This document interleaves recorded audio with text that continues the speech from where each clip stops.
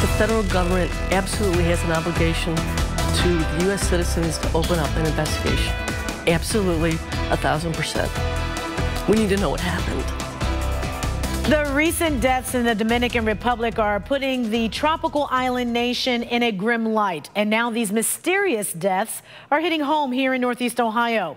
A Stowe family talked exclusively with News 5's Joe Paganakis, saying their father is among the list of people who went to the country and never came home. And as he shows us tonight, they're demanding answers and issuing a warning for other travelers.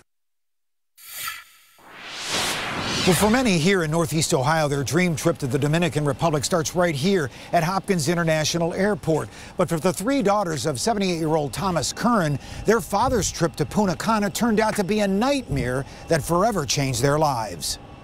We just want answers. We want answers. It's not fair.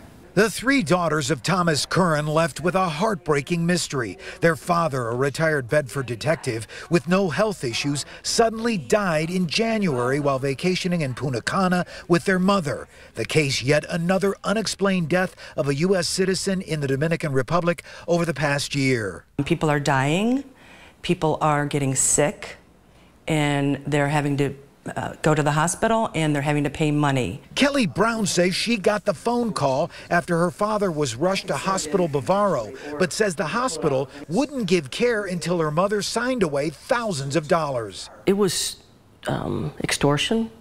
They had her screaming crazy, signing forms, calling my sister, demanding $50,000. Curran's daughters say their father was drinking alcohol at the resort. The family says hospital documents gave 4 different causes of death, including bleeding on the brain. But now, some 6 months later, calls to the U.S. Embassy, the hospital, and the funeral home in the Dominican Republic have earned them no critical details on their dad's death. No autopsy report, no toxicology report. The travel insurance industry, the Dominican Republic, there's so many things that are going on right now that needs to change. The federal government absolutely has an obligation to the U.S. citizens to open up an investigation. Absolutely, 1,000%. We need to know what happened. We're beyond sad. We're mad. We're mad. We're really mad. So we don't want this to happen to anyone else.